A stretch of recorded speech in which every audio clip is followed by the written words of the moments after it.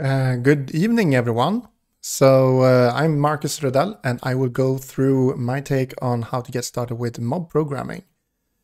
Just know that I will not formally define mob programming or the history of it. I will mostly focus on how to actually get started with it, and then you can find videos on YouTube from Woody's Will or Levelin Falco on what mob programming formally is, because there's just so much good content on that already. Okay, so high level mob programming. What is it?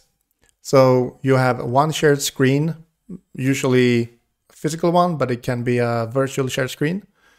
You have one person being the smart input device of the team, basically being in control of the keyboard and mouse and everything, and being in charge. And then you have one person giving instructions to the person typing. The whole team, though, other than those two, will be engaged in the same task that the team thinks is the most viable task to do right now.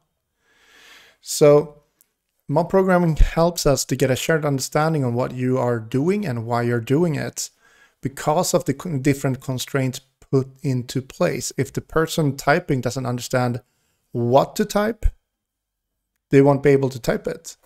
So we make sure that the whole team, as much as possible, can contribute and stay active with the task that they're engaging with. So mob programming is optimized for flow, meaning that you shouldn't get stuck as often because you have more brains with different kinds of experiences that are good or bad with different things, where you can complement each other when you learn to mob program well enough. It will help you to get continuous feedback as you write the code. What code is looking a bit messy, what code is really looking better than expected. You can get that feedback from the team immediately while you write it. And people might notice that you don't know enough shortcuts when you're driving, and they can point it out, and you can actually teach each other different keyboard shortcuts, different ways to set up plugins, or just use tools that are helpful, and learn from each other. And of course, teach each other about programming skills that someone has in the team. So in mob programming, the way I teach it, we will have 4 basic positions. So I will assume 4 people in the team. If you have 3 people in the team, then position 3 will also take charge of position 4. So we start with position 1 then, and that's the driver. That's the one that inputs the code into the computer according to the navigator's instructions. You can think of a rally car. So in a rally car, you really need to make sure that you're driving on the road, doing everything properly, and the navigator will just give you high-level instructions, like 2 meters ahead, hard right, something like that. If the driver doesn't understand, the driver can ask questions, of course, but we want to strive towards giving those high-level instructions and then drill down into the details when needed to. Now, position 3 will focus on improving the flow of the team, so you don't need to microplan all the time, by looking ahead a bit.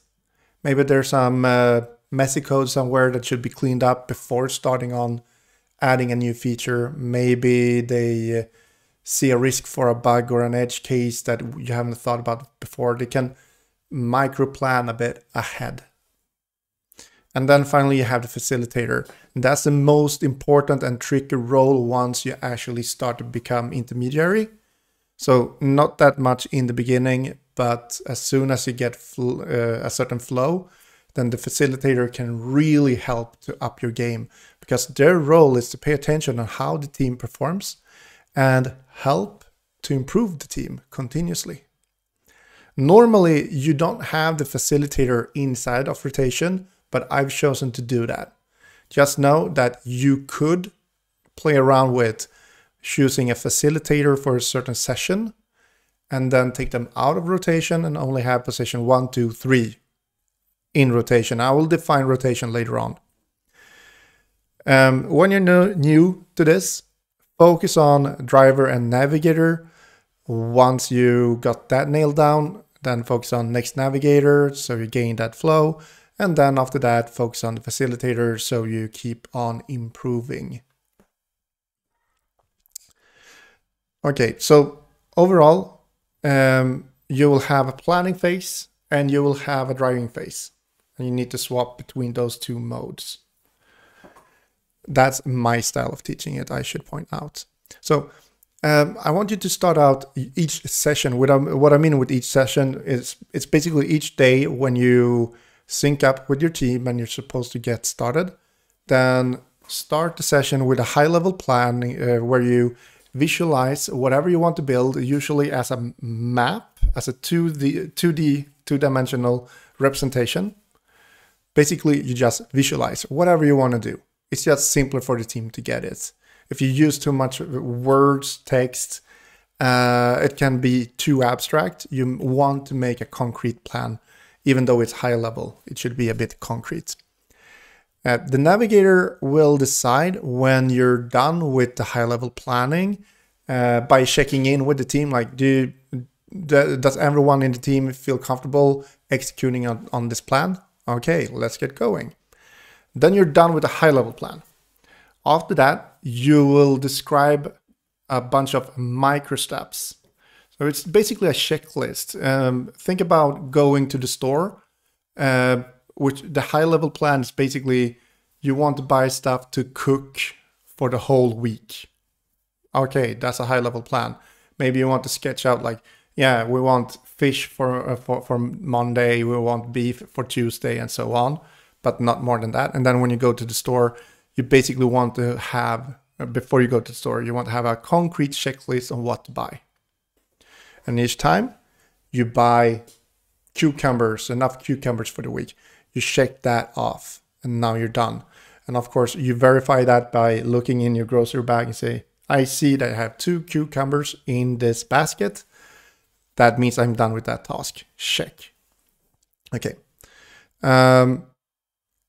Going back to code and mob programming though, it means that you will have some kind of checklist of microsteps where the microsteps are really small. It takes about 2 to 5 minutes max to drive if you're fluent. Like, I'm excluding planning time. I'm excluding that you get stuck. So if it just flows, it's about 2 minutes of driving usually. It can be much shorter sometimes as well. The main thing though is that a microstep can be too small if it's not atomic. So for example, if I have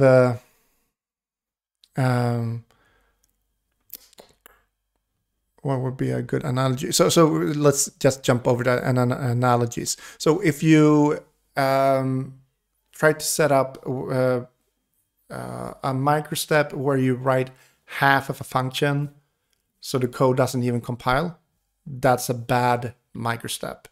You should then maybe write an entire complete function that compiles, but with a hard-coded return value, like return 5. And then you can commit that as a small microstep.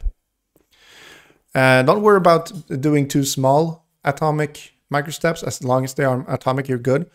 It will come later on though, once you actually, when the facilitator role starts to notice that it becomes tedious to rotate too often, then first of all, you will try to optimize the rotations, but once that's done, you can actually look at increasing the step size a bit. But that's way more advanced than you think. Most people will probably get annoyed about the rotation because they're really bad at rotating. And then they will increase the microsteps, making them larger steps, just to avoid improving their ways of working. So try to make them as small as possible in the beginning. So an example here on screen is some example of what a microstep could look like. It's basically you describe that you want to make a post against /users with some kind of body where you have email, marcus@example.com, and then you can check that you're actually done with the microstep once you get response status 200 OK back.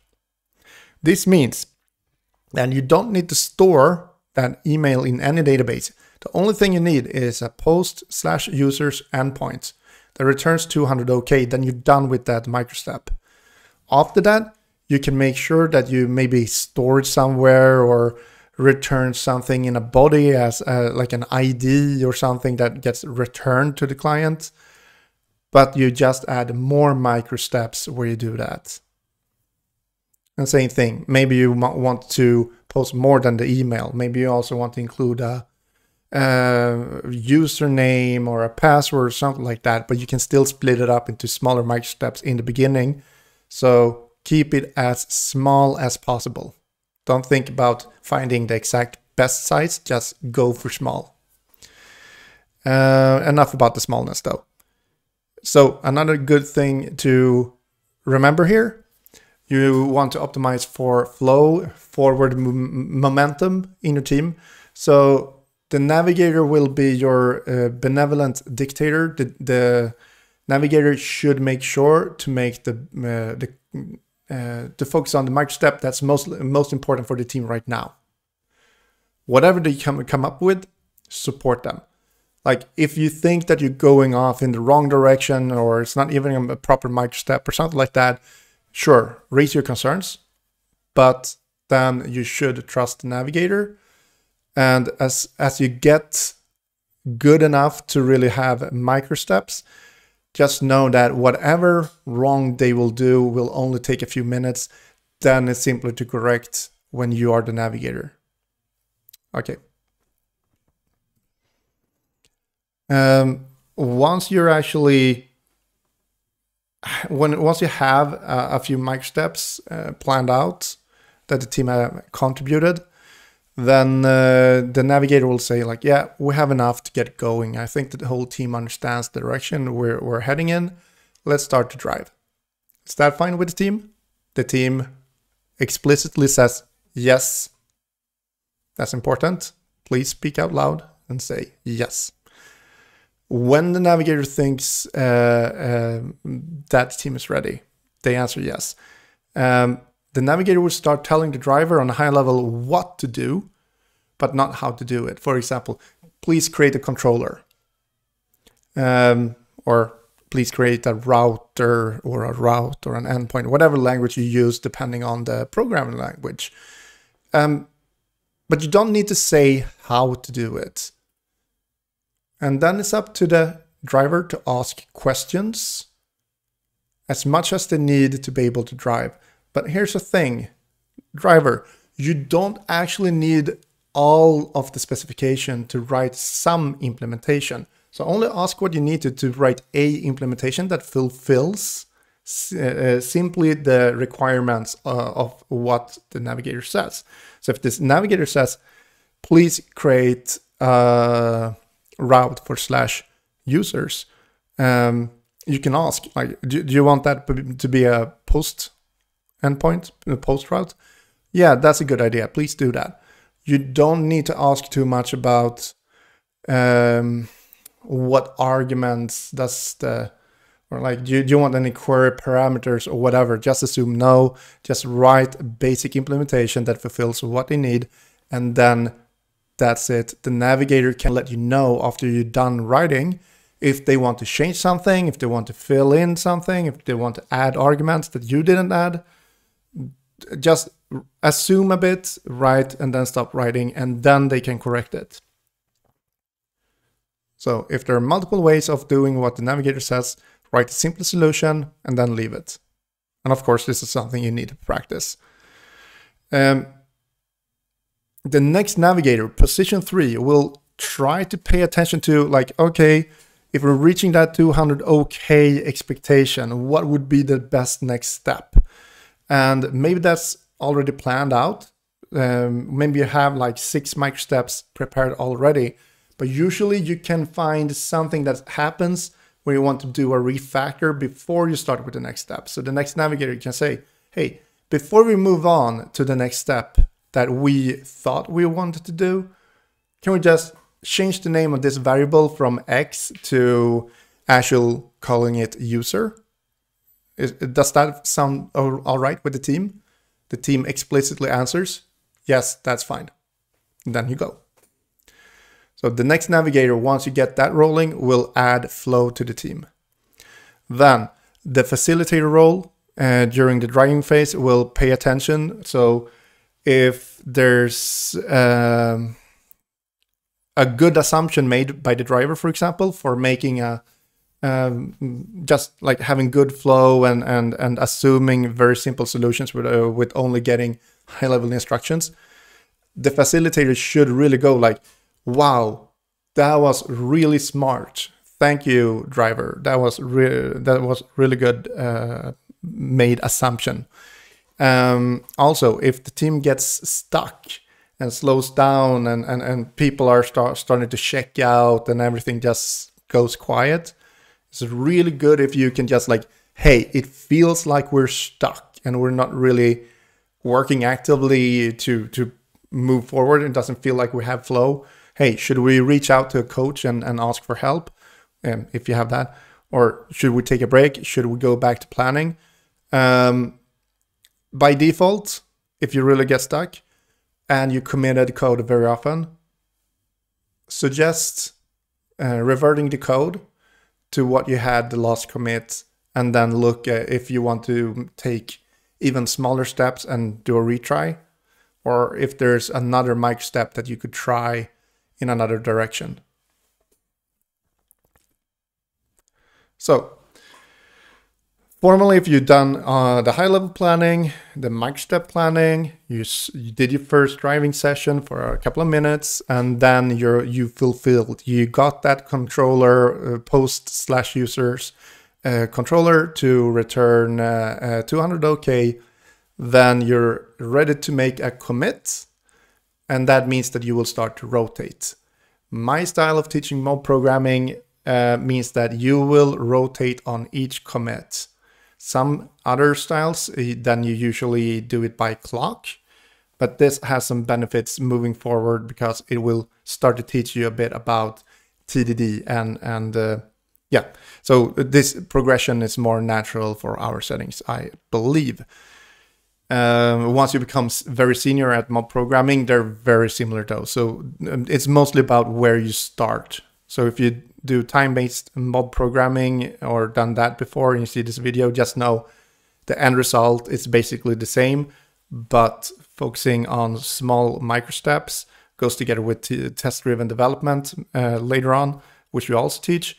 And the rotate by commit just goes very well together with TDD. When you're supposed to rotate then, when you're done with your micro-step outcome, you verified that it works the way you expect to, the driver will start to write a commit message. Hopefully that should be very clear. Like, you don't need to navigate the driver's commit message.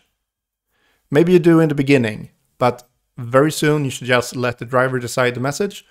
And once the navigator says that's a commit, the driver starts to commit and the whole team starts to rotate. When you rotate, position 4 goes to position 3, position 3 to 2, 2 to 1, and 1 to 4. So you rotate down a number. And when you do that rotation, you want the new driver, so position 2, go into position 1, meaning the navigator going to driver. The new driver will say, I'm the driver. The new navigator will say, I'm the navigator. And then the next person will say, I'm the next navigator. And the last person will say, I'm the facilitator. Spelling that out loud makes sure that you're in sync in the position you're in. As you improve in the future, it might be more natural to just rotate, everything flows, but please in the beginning always state the position you're in. Otherwise, you will mess up your positioning. Okay, so the new driver, the first thing they do after saying I'm the driver is to then share their screen. It's very hard or annoying when the new driver starts to fiddle around with the terminal, setting things up, making things perfect before sharing the screen. So share the screen first, then start to set up your computer if you need to for some reason, because then the team sees what you're doing. When the rotation is actually done, the new navigator will then state their next microstep. If needed to, they will go through the plan by visualizing it in any way they need to, or just formalizing a simple microstep on some project board like GitHub. It depends on how advanced that microstep is. When they made sure that the team understands the plan well enough to execute on it, everyone in the team understands it, then the team stops the plan and the navigator says, let's drive. And then you start over. So the main rotation exercise that you should do based on where the information gotten so far is that you should prepare a new repository. I would recommend calling it lab-mob-practice- and then the name of your mob. Invite everyone so they have right access to the repository. You can even let them do like a simple throwaway commit of like meaningless commits to make sure that that works. Then you create a GitHub project board with the same name as the repository name, and you can link them, but I will not go through it here. Just know you can link them together if you want to. Then clone down the repository and then go to excalibra.com. I think it's .com. We'll see in a while. And share an Excalibra link with the rest of your team so you can collaborate. That will be your digital whiteboard. If this is some kind of on-site thing you're doing where you have access to a whiteboard, you can use that instead. I do like Excalibra with the fact that you can actually then screenshot and share it in different ways. It's very flexible, but it's up to you. If you want to use the whiteboard, go ahead. The main thing is though, GitHub project board, please use that at least for the microstep, because it's just simpler for, if you do this as part of the SALT education, it's just simpler for the coaches to get an overview of what you've done so far and what you're about to do in the future. And thus they can help you out and set a better direction if needed to. So when you're going to practice now, you're going to practice rotations without knowing much at all about mob programming, and you will feel a bunch of feelings afterwards that will be very good for your learning and understanding what mob programming actually is and the challenges that you need to go through to be effective at it. So once you prepared everything in the preparations part, I want you to wait until your teacher or someone that has a clock says ready, set, go. Then you have 15 minutes to add files and content to the shared repository. And before you actually do that, you want to use Excalibra for high-level planning. So basically agree on a plan as a team that is included in the 15 minutes. That planning should just be high level and very short. Then you set up the micro steps that you think that you want to do using GitHub projects. And you can pre-create the actual project board though, but leave it empty. So during 15 minutes, then you need to add all of the issues. Don't do drafts, do real issues. You'll figure out what I mean once I show it to you. Then the goal is to get as many rotations as possible. I'm gonna iterate on it. The objective here is to follow a certain process, and the outcome should be as many rotations, meaning as many commits, because you rotate on commit. You want to get as many commits as possible. Facilitators will call out how many rotations you have done every 5th rotation. And that's it. That's the challenge. A good first goal is to reach 10 or more commits in this method. Try not to stress and move too fast. Try to be more like slow and steady. Maybe not slow, but so flow and steady. Effortless is a better term. So here's my Excalibur that I prepared. And then I added, like, if I'm doing mob programming for the first time, I want to have a legend, some kind of description of the different positions. Here I have 4 names, Marcus Alexander Rodell and Moa. And these are my names, and this is my dog's name. So here, if needed to, I can rotate, like 1 rotation, 2 rotation, 3, and then back again. You don't have to do it that way. It's just like it can be helpful in the beginning. Here's some kind of visualization then of what I want to build. I want to have a simple web page, just HTML, no CSS, no JavaScript or Java or C# or whatever, just simple HTML with H1 keyboards, and then a list of our names and a description of the keyboards that we use underneath each name. That's all. That's the high-level plan. And then I can move on to my repository where I can click on projects, link a project, which I already did. And then I've created a project board that looks like this. I'm using the Kanban template and not using backlog, just ready.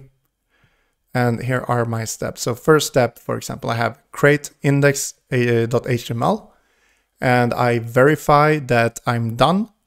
This is the arrow. Like I can check it if I can open the browser and see that it has some kind of empty HTML content.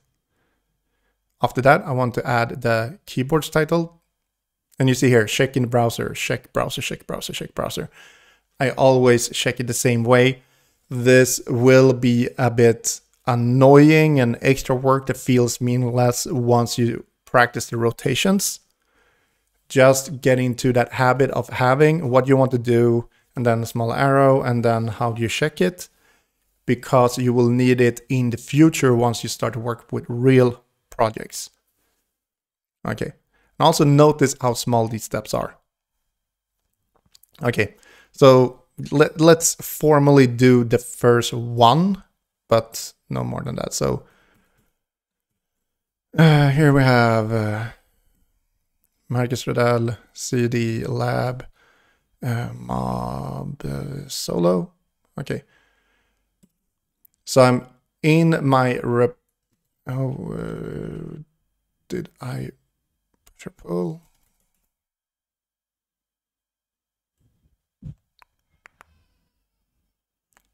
Let's see, Lab Mob Solo. It says 92 changes, so... But I don't have it get in... Yeah, I should have something here. Okay, so something is up. Let's just ignore that. Let's just see the first step here. But I did some kind of boo-boo here. But so I want to create an index.html file and open it with the browser. That's the goal. So go into Visual Studio Code, new file, index.html. And so the goal was to have some kind of web page I can open. And the question is, do I actually need some kind of content here? I'm not sure. I don't think so. Oop. So I try to open it. And yeah, it seems to work. So that's the first one. And then I do a commit and add the next one. So formally, you don't need to move it to done when you actually practice. I mean, you can move it to like in progress, and this in review I shouldn't even have.